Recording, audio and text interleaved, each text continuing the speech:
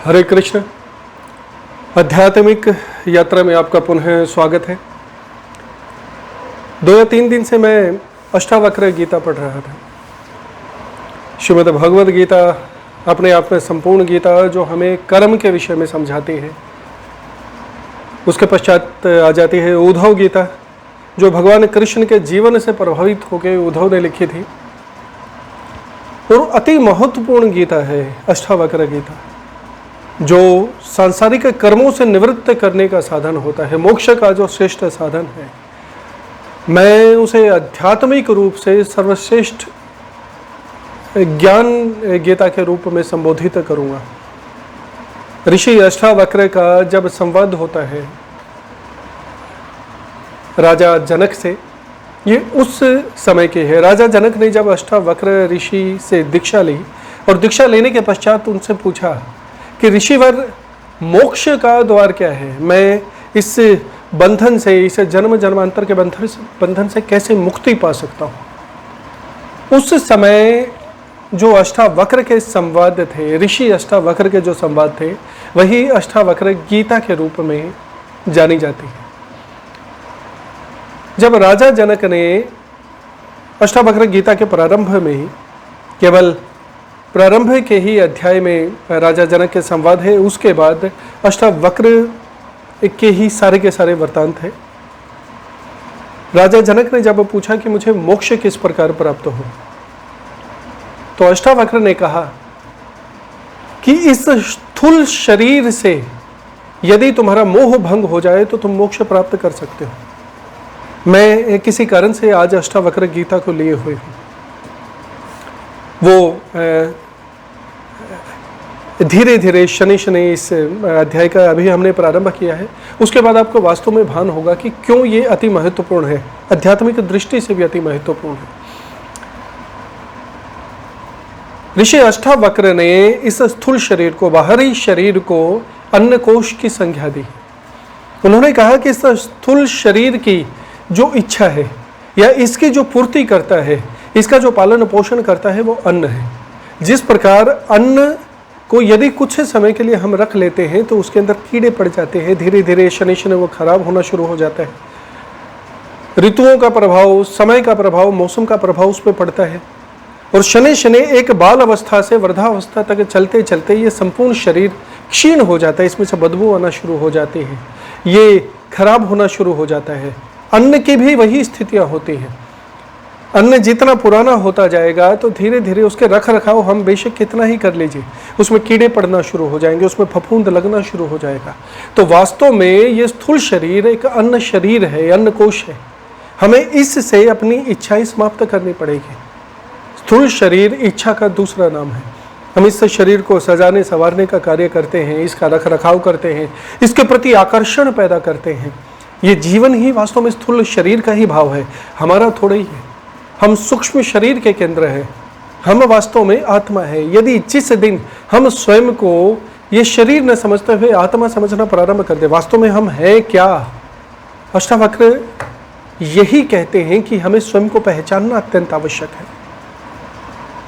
वो इस विषय में कहते हैं कि ज्ञानी पुरुष कौन है? क्या किसी विषय के जानकार होना ज्ञानी कहलाता है, ज्ञान कहलाता है? एक छोटा सा उदाहरण ले लीजिए। मैं किसी विषय में पारंगत हूँ, इतिहास ले सकते हैं, या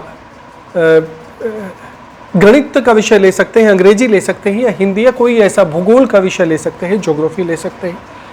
मान लीजिए ज्योग्राफी में मेरे 100% मार्क्स आते हैं, 100% मार्क्स आए हैं, मुझे क्या ज्ञानी कह सकते हैं? अचानक मुझसे कोई दूसरे विषय का कोई प्रश्न पूछ ले, मैं गौण हो जाता हूँ। या गणित, इस ज्योग्राफी के विषय का ही मेरे सिलेबस से बाहर का कोई प्रश्न पूछ ले तो मैं गौण हो जाता हूँ, मैं चुप हो जाता हूँ, क्योंकि मैंने वो विषय पढ़ा नहीं। तो क्या मुझे ज्ञानी कहा जाए? ऐसा भी संभव नहीं है कि संपूर्ण ब्रह्मांड की ही जानकारी हमारे पास हो, किंतु जानकारी होना, ज्ञानी होना एक अलग विषय है। अष्टावक्र कहते हैं कि बाहर की जो जानकारी रखते हैं, वस्तु विशेष की जो जानकारी रखते हैं, वो ज्ञान नहीं है, वो जानकारी है। उसे हम ज्ञानी नहीं कह सकते। जो स्वयं के बारे में जानता हूं, ज्ञानी वो कहलाता है। बाहर की जितनी भी वस्तुएं हैं वो मृत्यप्राय वस्तुएं हैं, वो स्थूल वस्तुओं कहते हैं। स्थूल वस्तुओं के बारे में जो जानकारी ले सकता है, मान लीजिए किसी छोटी सी विषय के बारे में, किसी भी छोटी सी सामग्री के बारे में मैं जानकारी लेता हूँ, मेरी जानकारी पूर्ण होती है उससे पहले ही वो वस्तु समाप्त हो जाती है। तो जो मृत्यप्रायी है, जिसको समाप्त होना है, उस वस्तु के बारे में यदि मैं जानकारी इकट्ठी कर भी लूंगा तो कोई क्या औचित्य, क्या फायदा। ज्ञानी सनातनी होता है, ज्ञान सनातन होता है। ज्ञान वो होता है जो कभी समाप्त न हो सके। और खुद के विषय में जानना यानी आप समाप्त नहीं होंगे। अष्टावक्र यही तो कह रहे हैं।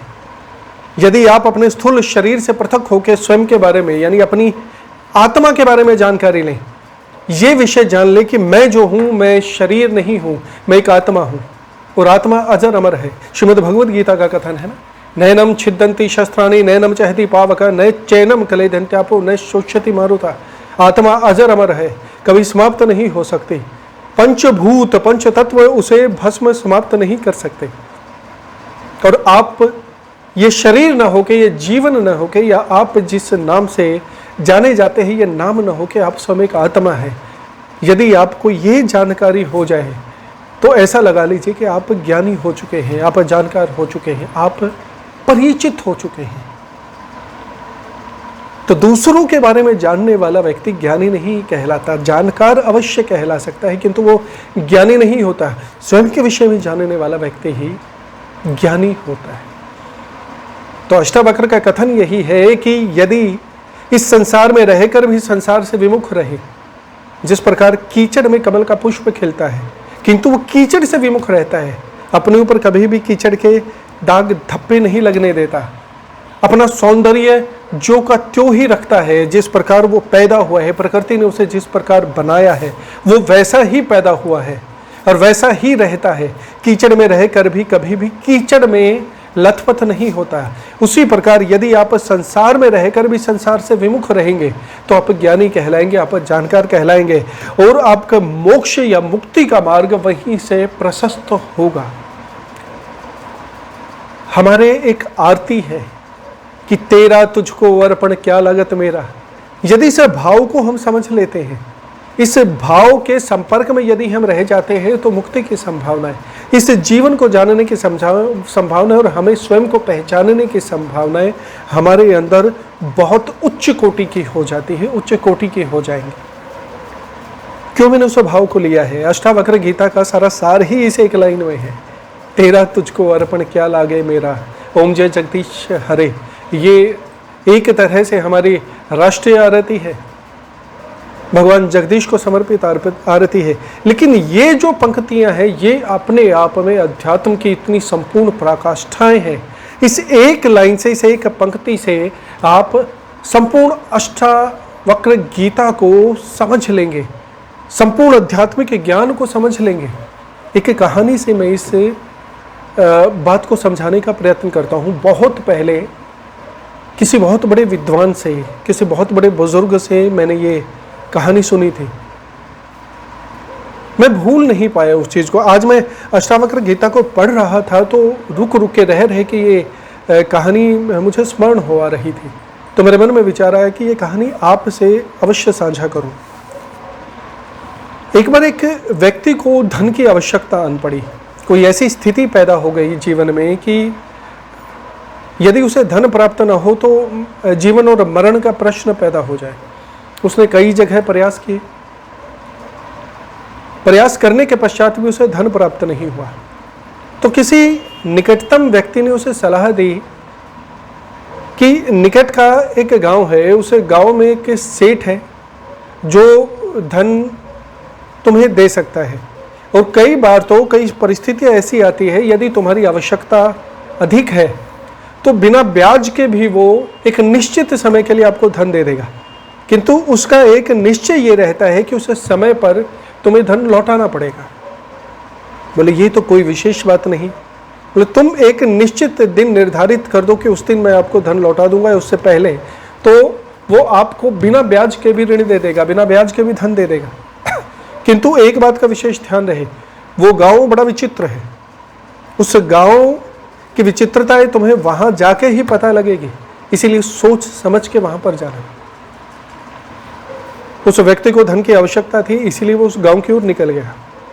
गांव के निकट ही गया था तो देखा कि एक ग्रामीण अपने खेत में हल जोत रहा था, खेत का काम कर रहा था।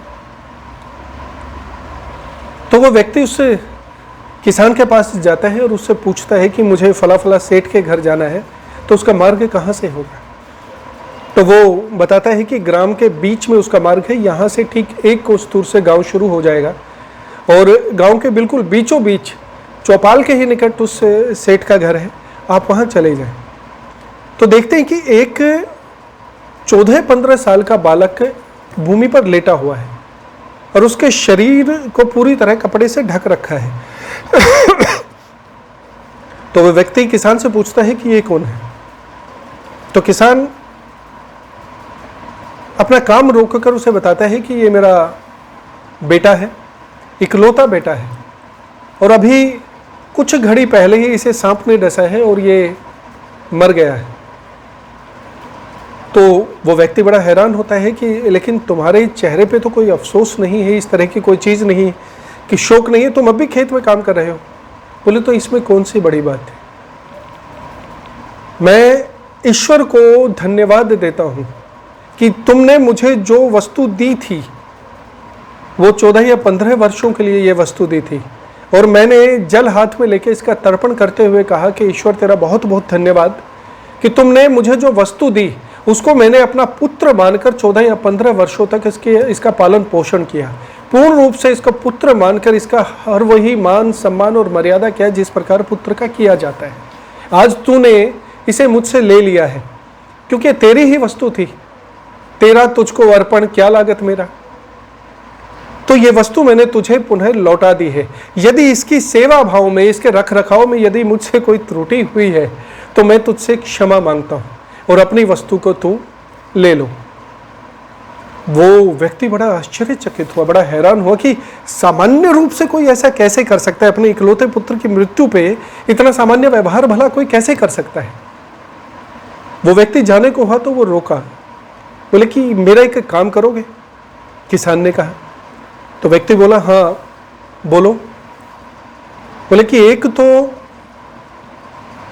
जब आप जाओ तो मार्ग में इसकी पत्नी मिलेगी, वो भोजन लेके यहाँ पे आ रही होगी, उसे सिर्फ एक छोटी सी बात कह देना कि गांव में एक तो ये संदेश प्रेषित कर दे कि संध्या में मैं अपना काम संपूर्ण करके खेत का अपने बालक के शव को लेके आऊँगा और इसका दाह संस्कार करना है, तो आप सभी इकट्ठे हो जाएं।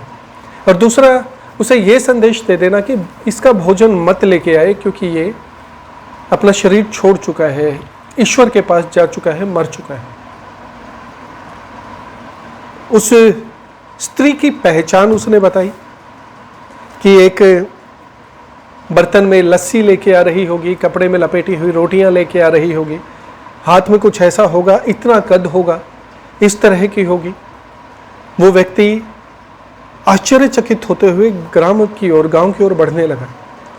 मार्ग में उसे वही स्त्री दिखी, उसी रंग रूप की जिस तरह की पहचान उसने बताई थी कि भोजन लेके आ रही है और इस तरह का लेके आ रही है। तो उसने कतराते हुए, घबराते हुए उसे रोका, क्योंकि वो ये जानता था कि ये सुनने के बाद कि उसके पति की मृत्यु हो चुकी है, इसके हालात खराब हो जाएंगे, मैं जाने किस प्रकार इसको संभाल पाऊंगा, बीच मार्ग में ऐसी स्थिति में मैं इसे छोड़ भी नहीं सकता।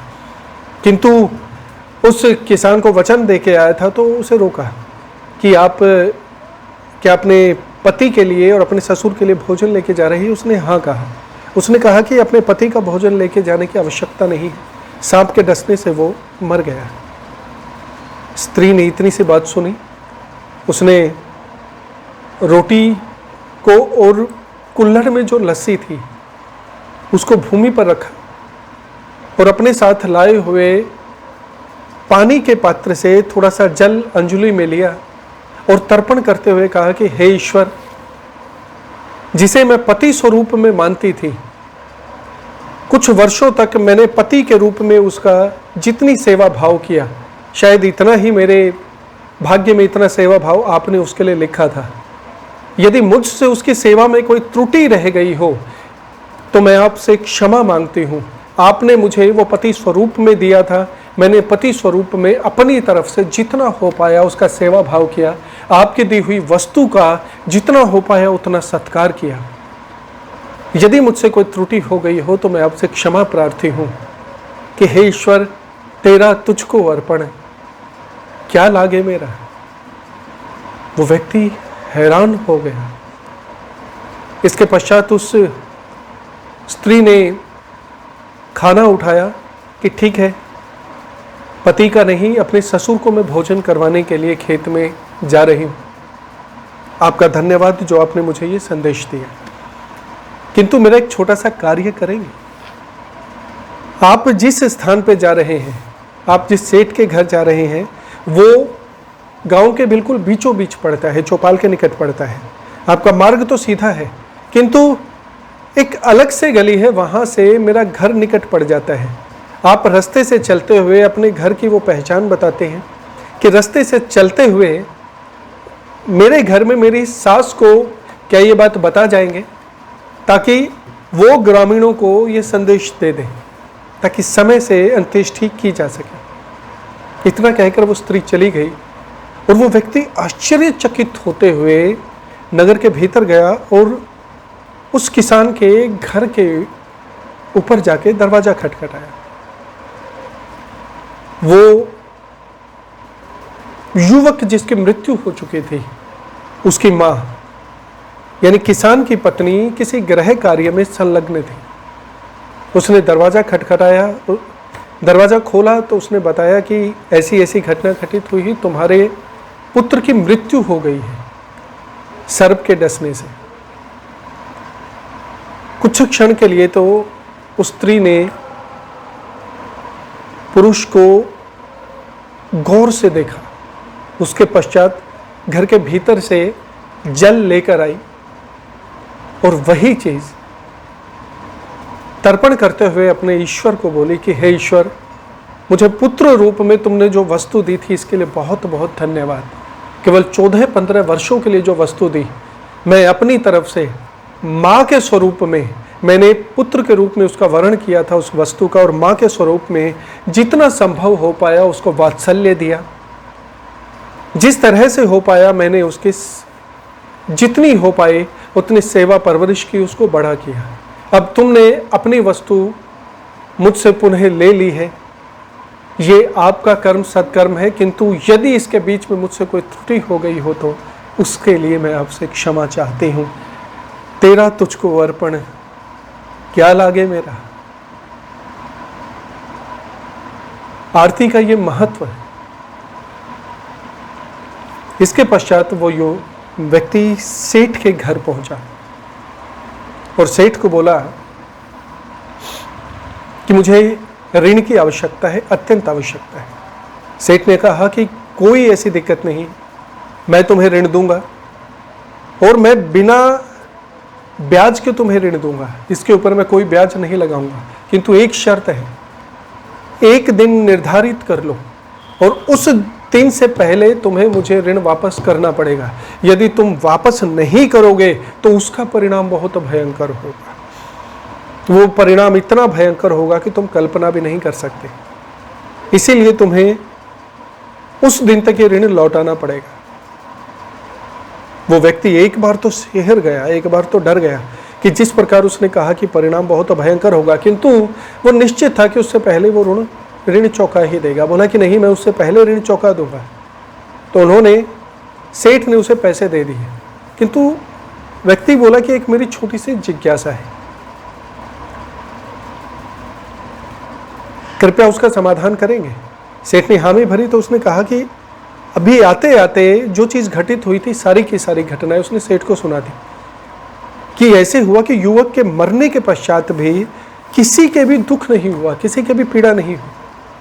सेठ ने कहा कि जितना तुम्हें ऋण दिया है, जितना तुम्हें पैसे दिए हैं, सारे वापस मुझे दे दो।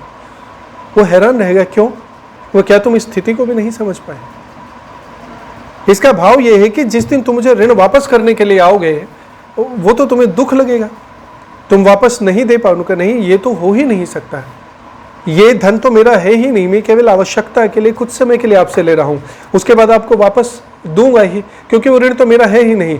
जब तुम्हें ये पता है कि ये ऋण तुम्हारा नहीं है, तो तुम किसी संबंध, किसी रिश्ते को, किसी चीज को अपना कैसे मान सकते हो? वो युवक ईश्वर द्वारा दिया गया है और ईश्वर ने ले लिया है, वो भी तो एक ऋण ही था उनके। लेकिन इतने वर्षों तक उसकी सेवा जो की है, इतने वर्षों तक उसका रखाव किया है, पुत्र रूप में या पति रूप में उसकी सेवा की है, उसके साथ रहे, बोले वही तो ब्याज है। कहते हैं मूल से अधिक ब्याज प्यारा, तो तुम्हें वो ब्याज अधिक प्रिय हो गया है। इसीलिए मैं तुम्हें कह रहा हूं कि मैं तुमसे ब्याज नहीं ले रहा, तुम केवल मूल ही मुझे वापस कर देना। ये जीवन वास्तव में ऐसा ही होता है। ईश्वर द्वारा, ईश्वर प्रदत्त, परमेश्वर द्वारा दी गई किसी भी वस्तु को हम इतना हृदय से जोड़ लेते हैं, इतना निकटतम जोड़ लेते हैं, उस पर अपना ही अधिकार समझ लेते हैं। और जब समय वापस देने का आता है ना, तो हम वापस देते हुए डरते हैं, झिझकते हैं, ना नुकर करते हैं, मान मुनव्वल करते हैं, ऐसी परिस्थितियां पैदा करते हैं कि हमें ये वापस देना ही ना पड़े। ये चाहे कोई संबंध की बात होती है, चाहे जीवन की किसी भी परिस्थिति, किसी वस्तु की भी बात होती है, किसी रिश्ते की भी बात होती है, लेकिन वास्तव में वो तो हमें देना ही पड़ता है, लौटाना ही पड़ता है। ये संपूर्ण दुनिया एक व्यापार की तरह है। तो जो वस्तु आपको दी जा रही है वो कुछ समय के लिए, कुछ वर्षों के लिए प्रयोग करने के लिए दी जा रही है, चाहे उसे संबंध माने, चाहे उसे कोई वस्तु या सामग्री ही क्यों ना माने, शनै शनै उसे पृथक होना ही पड़ेगा, उसे आपको वापस लौटा